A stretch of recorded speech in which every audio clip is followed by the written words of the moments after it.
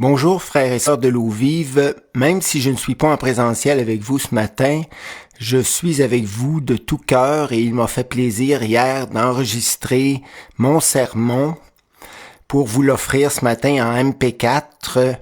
Je sais qu'il y a plusieurs autres frères et sœurs qui sont aussi malades de la grippe ou de la COVID et nous voulons avoir une pensée spéciale pour eux aujourd'hui. Donc, c'est notre dernier sermon sur le Notre Père et j'aimerais commencer cette méditation en vous faisant réécouter le chant que Johan et moi avons composé. Johan l'avait présenté live la dernière fois et j'aimerais vous le présenter en vidéo. Alors, prenons le temps d'écouter ce chant et je reviendrai ensuite pour la suite de l'étude.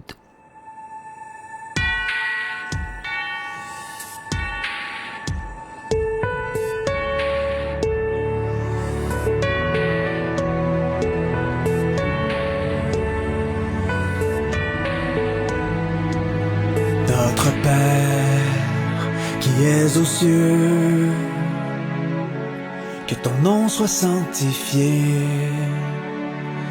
que ton règne vienne s'établir sur la terre comme au ciel, que ta volonté soit connue de tous, qu'elle soit accomplie, honorée par tous. Donne-nous pour nos besoins le pain qui vient de ta main. Nos offenses, pardonne-nous comme nous avons pardonné à ceux qui nous ont laissés mépriser, à ceux qui sans cause nous ont offensés. Que nos cœurs, nos vies entières te soient agréables, qu'avec joie nous te servions comme le font les anges. Que ta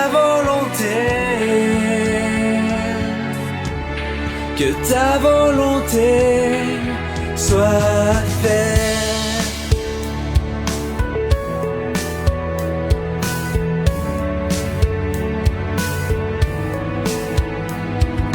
Garde-nous, délivre-nous des tentations du malin, qu'il ne puisse nous détourner de toi le seul et vrai Dieu. À toi seul, soit notre allégeance. Pour toi seul, soit toutes nos louanges. Que nos cœurs, nos vies entières te soient agréables, qu'avec joie nous te servions comme le font les anges. Que ta volonté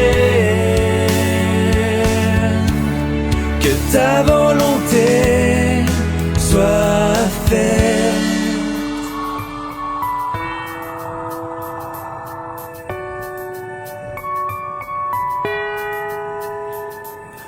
Pour ton œuvre, puissions-nous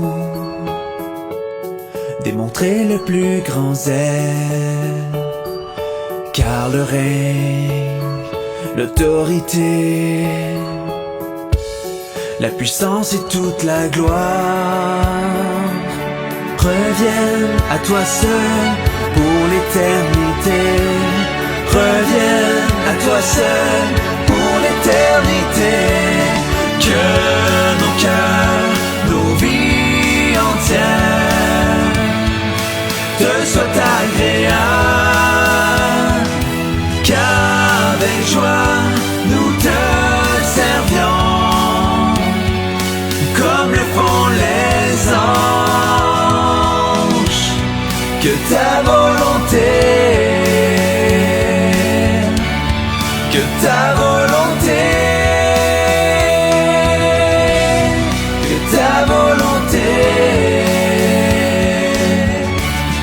que ta volonté soit faite.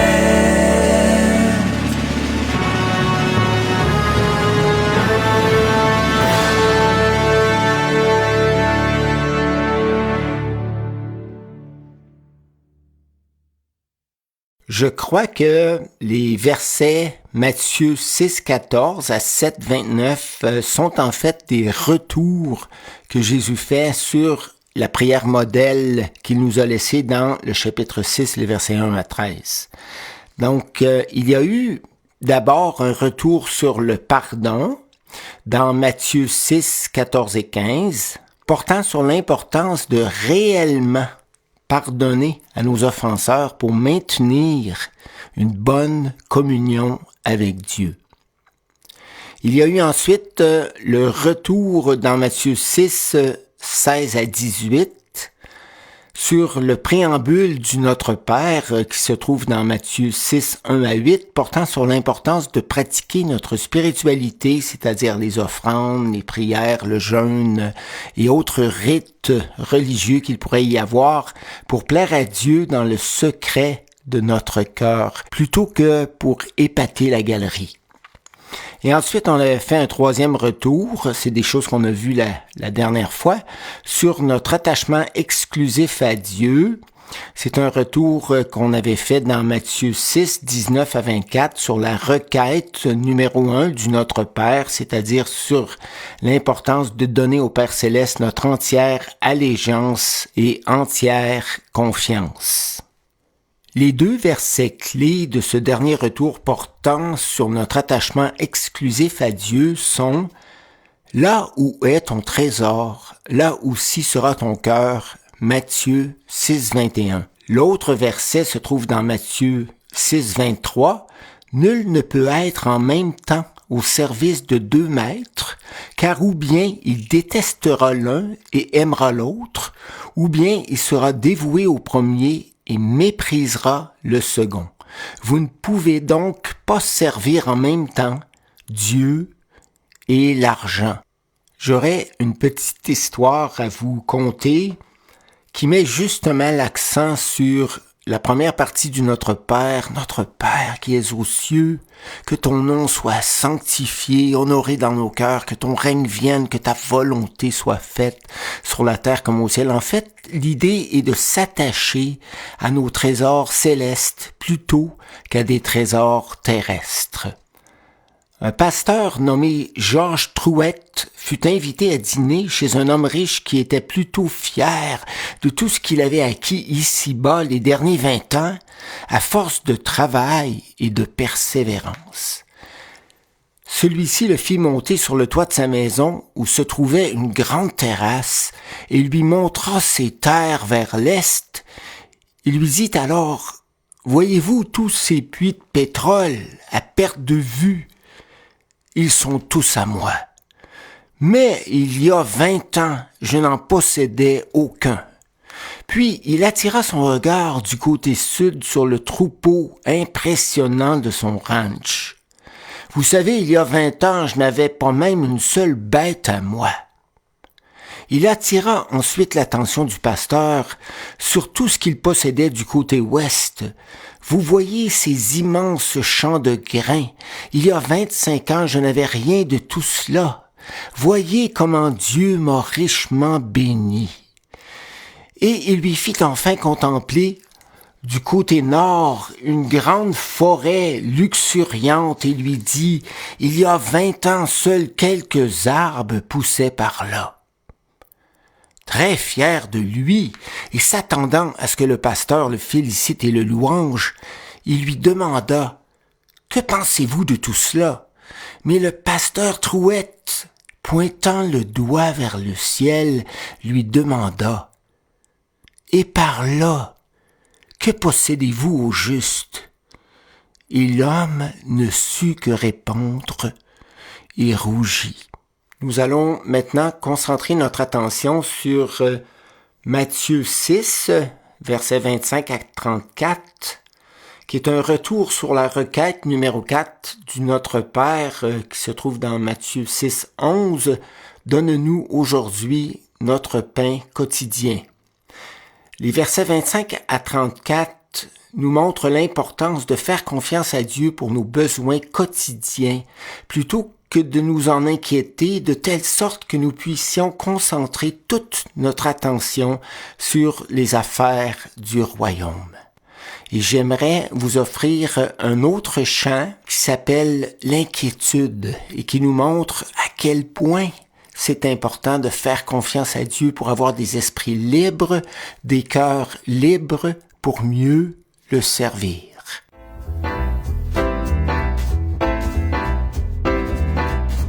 L'inquiétude envahit tout mon cœur. Elle m'abat, m'affaiblit et me rend songeur. Mais les paroles d'un ami m'encouragent, me relèvent et me fortifient. Ne crains rien car je suis ton grand Dieu. N'aie donc pas ces regards agités, anxieux. Je viens à toi, à ton secours, te soutiens par ma force, la nuit et le jour.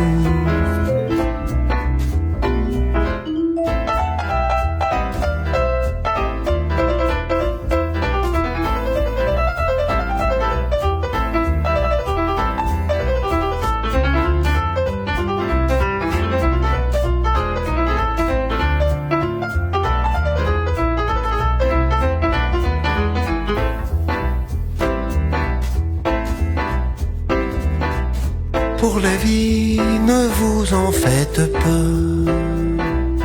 Nourriture et le reste, on vous donnera. Concentrez-vous sur l'important qui peut en s'inquiétant vivre plus longtemps. Observez dans les champs les boulisses. Jamais ils ne travaillent, jamais ils ne tissent. Et pourtant ils sont mieux vêtus que les rois les plus grands et les plus cossus.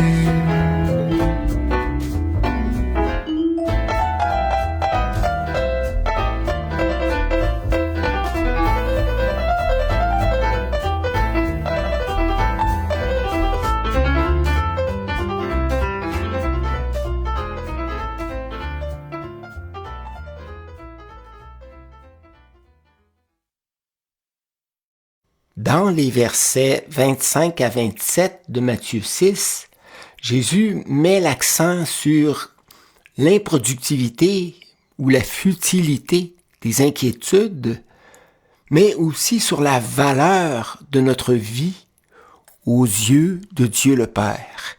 Au verset 25, il parle de la futilité des inquiétudes. C'est pourquoi je vous dis, ne vous inquiétez pas pour votre vie, de ce que vous mangerez, ni pour votre corps, de quoi vous serez vêtus. Ensuite, il parle de la valeur de notre vie. La vie n'est-elle pas plus que la nourriture, et le corps plus que le vêtement? Et il continue en développant sur la valeur de notre vie. Regardez les oiseaux du ciel, ils ne sèment ni ne moissonnent, et ils n'amassent rien dans les greniers, et votre Père céleste les nourrit. Ne valez-vous pas beaucoup plus qu'eux? Et ensuite, il conclut avec l'improductivité des inquiétudes au verset 27. Qui de vous, par ses inquiétudes, peut ajouter une coudée à la durée de la vie? Et une coudée était l'équivalent de 18 pouces. C'est évidemment une image pour dire qu'on peut pratiquement rien ajouter à la durée de notre vie. En fait, plutôt que de prolonger notre vie, on pourrait dire que les inquiétudes la raccourcissent. Les inquiétudes rongent, usent une personne et ont un effet direct sur la qualité de sa vie intérieure et de ses relations avec les autres. Combien de temps perdu à se morfondre et à se stresser pour des choses qui n'arrivent la plupart du temps jamais. Nous nous inquiétons pour les fins de mois, pour nos enfants, pour nos relations, pour l'avenir, sans que cela change quoi que ce soit. J'aimerais dire sans ironie que les inquiétudes raccourcissent la vie. Préoccupez-vous un peu chaque jour et tout au long de la vie, vous perdrez ainsi quelques années. Si quelque chose ne va pas, réglez tout, si vous le pouvez. Mais ne vous inquiétez pas parce que l'inquiétude ne règle jamais rien. Signé Marie Hemingway. Dans les versets 28 à 30, Jésus nous invite à faire confiance à Dieu le Père qui souvent comble nos besoins au-delà du nécessaire à cause de la valeur, de la grande valeur que nous avons à ses yeux. Lisons ensemble ces versets. Et pourquoi vous inquiétez-vous au sujet du vêtement? Considérez comment croissent les lys des champs. Ils ne travaillent ni ne filent. Cependant, je vous dis que Salomon même, dans toute sa gloire, n'a pas été vêtu comme l'un d'eux. Si Dieu revêt ainsi l'herbe des champs qui existe aujourd'hui et qui demain sera jetée au four, ne vous vêtira-t-il pas à plus forte raison, gens de peu de foi?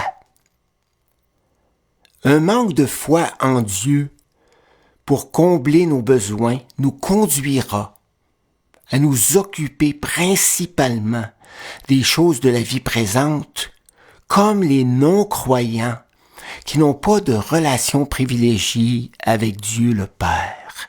Versets 31 et 32. Ne vous inquiétez donc point, et ne dites pas que mangerons-nous, que boirons-nous, de quoi serons-nous vêtus, car toutes ces choses, ce sont les païens qui les recherchent.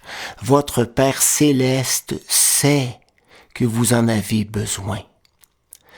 Tout au contraire, la foi en Dieu pour combler nos besoins nous conduira à nous occuper principalement de la qualité de notre vie spirituelle et des affaires du royaume de Dieu.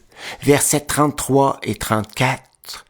Cherchez premièrement le royaume et la justice de Dieu, et toutes ces choses vous seront données par-dessus. Ne vous inquiétez donc pas du lendemain, car le lendemain aura soin de lui-même. À chaque jour suffit sa peine, c'est-à-dire que Dieu nous donne la grâce nécessaire pour traverser chacune de nos journées, quels que soient les fardeaux qu'elle nous présente. Un manuel de piété publié il y a plusieurs siècles comprend une courte prière intitulée « Remettons nos soucis à Dieu ». Ô Seigneur, ton inquiétude pour moi est plus grande que tous les soins que je pourrais me prodiguer.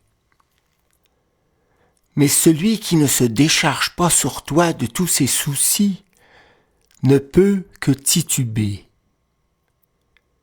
Ô Seigneur, fais que par-dessus tout, mes regards sur toi soient fixés, mon cœur dans ta paix bien ancré, et ma volonté de t'obéir bien arrêtée. Fais de moi ce qu'il te plaît, car tout ce que tu feras dans ma vie ne peut que vers le bien me faire progresser. Mais Seigneur, accorde-moi la grâce de cesser de m'inquiéter. Seigneur, mon cœur s'inquiète.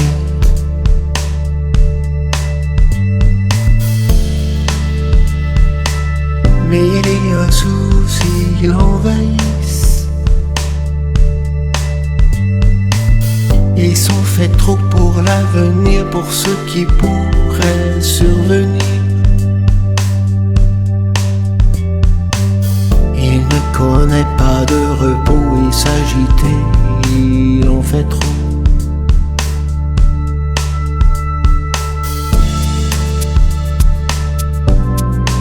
Seigneur, mon cœur s'entête.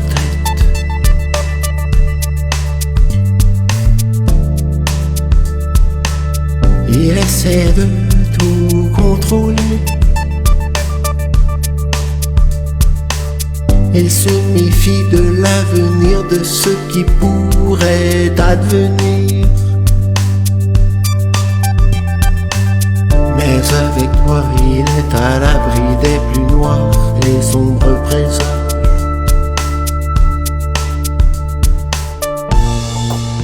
Ne vous inquiétez de rien, mais ouvrez-moi vos cœurs, car je veille sur vous, prends soin de vous, de tous vos lendemains, de votre destin et de vos moindres besoins. Mais ouvrez-moi vos cœurs,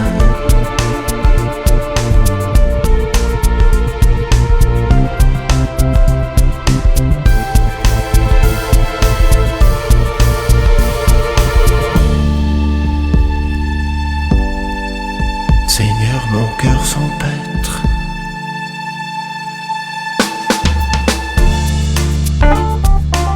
Ces nombreux tracas le submergent. Il imagine de gros vampires qui de concert le font frémir. Il était léger autrefois, car en toi il se reposait.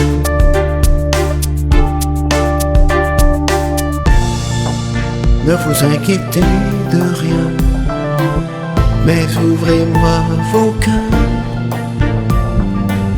car je veille sur vous, prends soin de vous, de tous vos lendemains, de votre destin et de vos moindres besoins. Mais ouvrez-moi vos cœurs,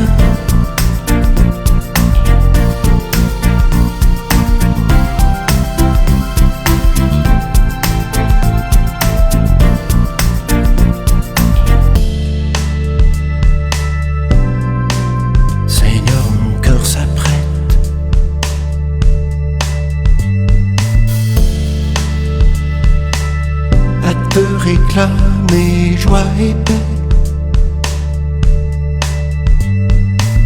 car sous le poids des inquiétudes il a connu la servitude. Mais il aspire à vivre enfin heureux et libre avec son Dieu.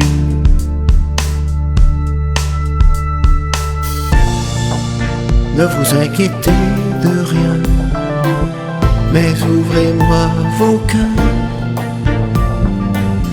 car je veille sur vous, prends soin de vous, de tous vos lendemains, de votre destin et de vos moindres besoins.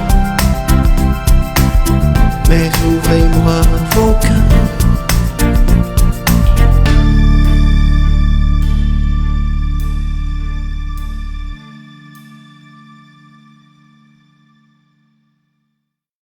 Dans Matthieu, chapitre 7, versets 1 à 6, Jésus fait un retour sur la requête 5 de Matthieu 5,12 portant sur l'importance de reconnaître notre orgueil qui nous empêche de voir nos péchés et d'en demander pardon au Père et qui nous pousse à nous concentrer sur les péchés des autres et à les juger.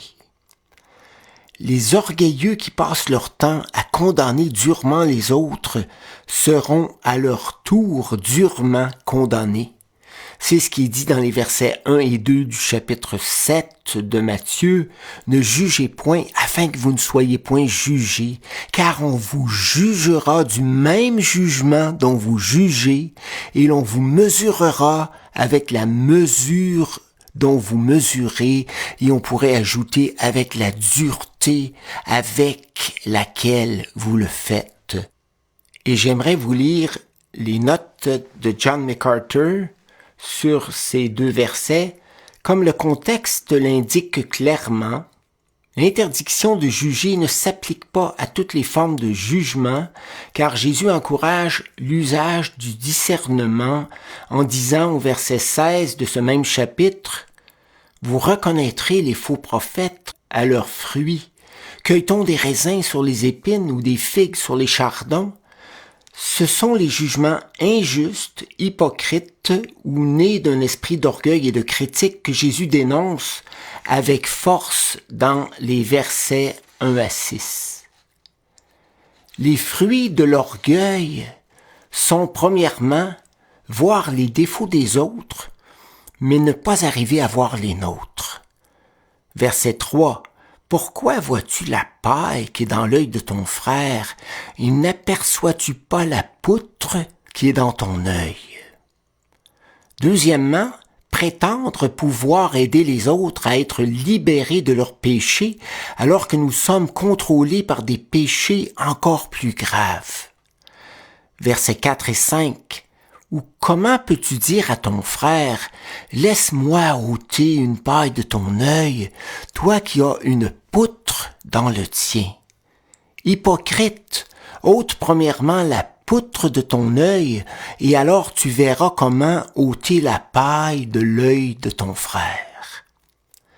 Troisième fruit de l'orgueil, rejeter ceux et celles qui tentent de nous aider, même avec amour, à trouver le chemin de la liberté en nous partageant l'Évangile.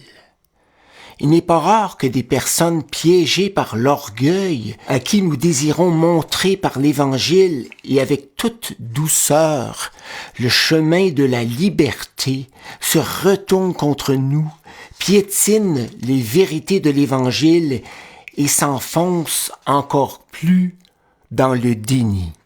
C'est tout probablement le sens du verset 6 de Matthieu 7 qui semble quelque peu énigmatique à prime abord. Ne donnez pas les choses saintes aux chiens et ne jetez pas vos perles devant les pourceaux, de peur qu'ils ne les foulent aux pieds, ne se retournent et ne vous déchirent.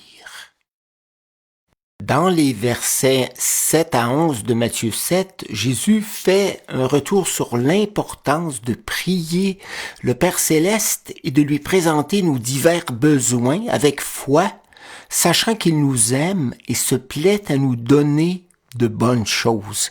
Et je pense pas que les besoins auxquels Jésus fait référence ici se limitent au pain quotidien, mais je crois qu'ils englobent aussi notre besoin de soutien de la part de Dieu, de pardon de sa part de temps à autre, de sa force, de sa grâce et de bien d'autres ressources encore.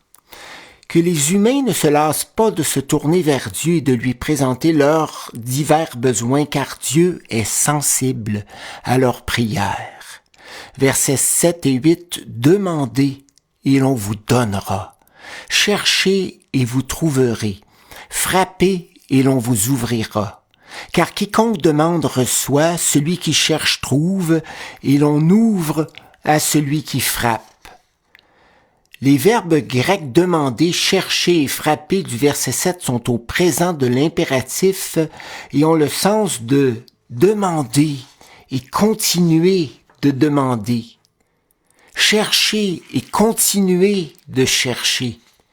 Frapper et continuer de frapper, le temps présent marquant la continuité en grec.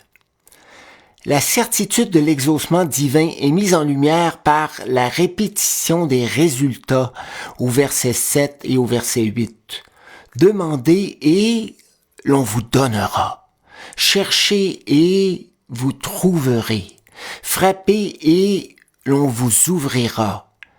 Car quiconque demande, reçoit. Celui qui cherche, trouve.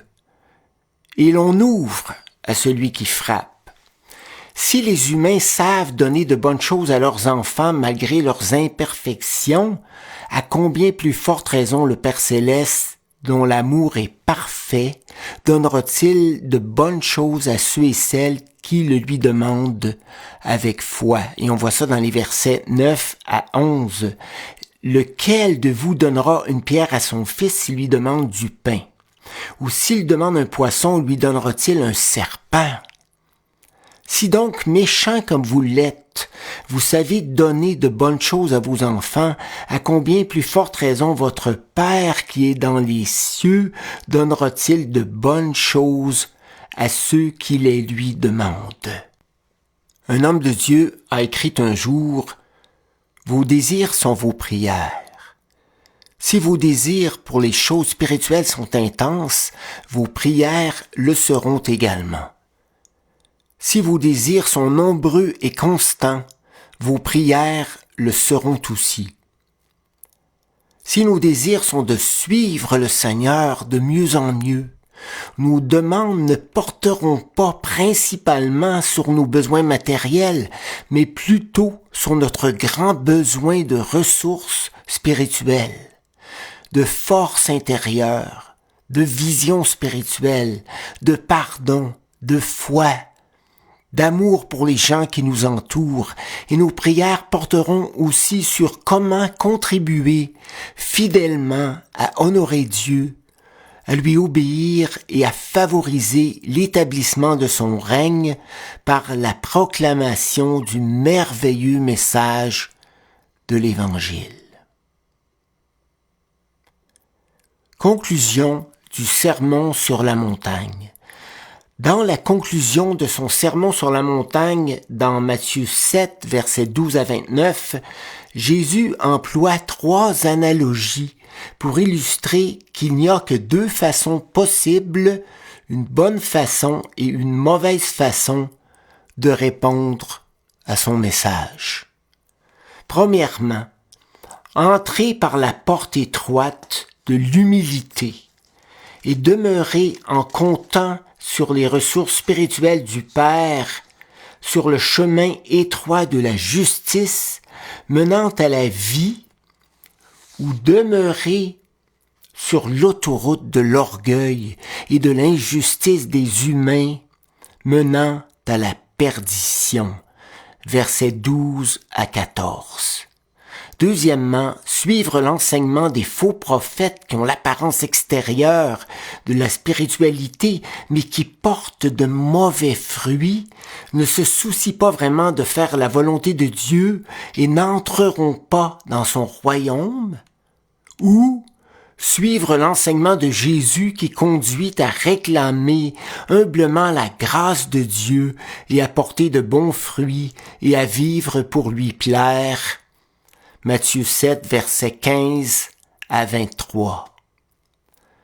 Troisièmement, bâtir sa maison sur le roc en mettant en pratique les enseignements de Jésus par sa grâce et par sa force, bien sûr, et traverser victorieusement les tempêtes de la vie ou bâtir notre maison sur le sable, ne tenant pas compte des enseignements de Jésus, mais vivant comme bon nous semble, et tout voir s'écrouler lorsque les tempêtes de la vie nous frapperont.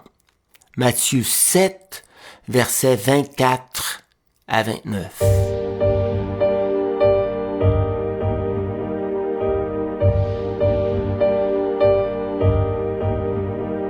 Ta voix traverse l'orage. Nul n'est comme toi, fort et sage. Tu nous montres le chemin, nous inspire un doux refrain. Nous voulons te suivre, Seigneur, te suivre partout, à toute heure.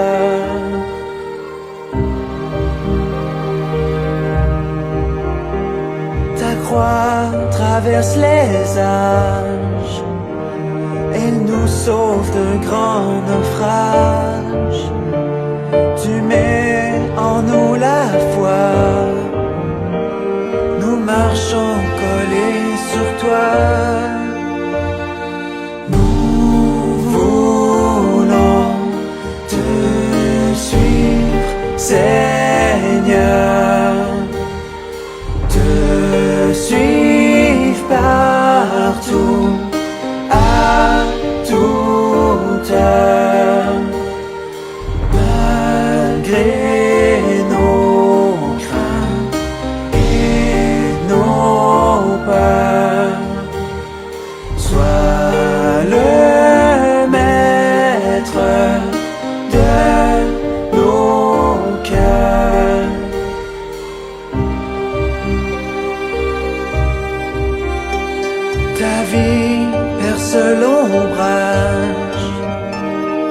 sors de nos gris nuages.